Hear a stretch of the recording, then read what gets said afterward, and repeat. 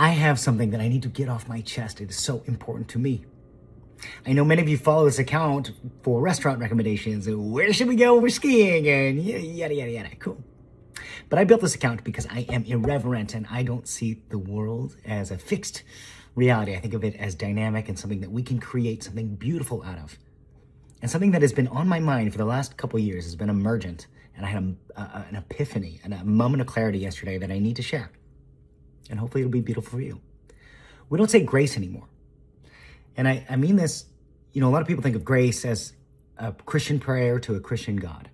Okay, well, that's not what I mean. Now, my spirituality is not your business, nor is it your problem. I do think, though, that the practice of grace is so beautiful. And those of you Christian, maybe you agree. And those of you who are not Christian, think about this.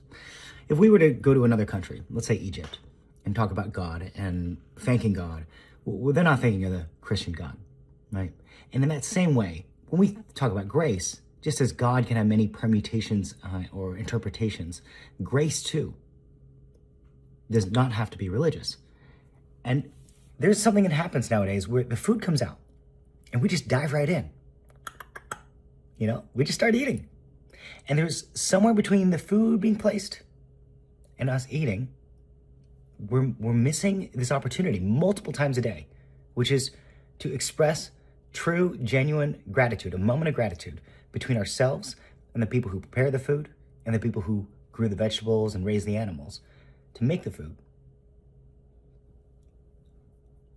And I think right now in the society, especially with social media and especially with political partisanship and all yada, yada, yada, the thing about food that is so beautiful to me is, besides the fact that it's delicious, is that it brings us together. And when we think about what is this long chain that connects us to the people that prepare the food and who grew the food or raised the food, an easy, obvious way to do that is through gratitude. And the perfect opportunity to do that is right here with grace.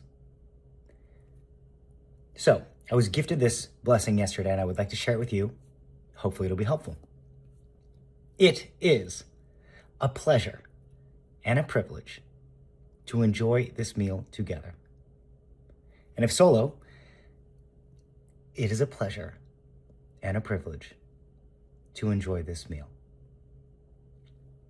It's gonna be practice for me to remember myself to implement it, but it is when you see me out eating, I hope you ask if I've said grace, and it might be something that you enjoy as well.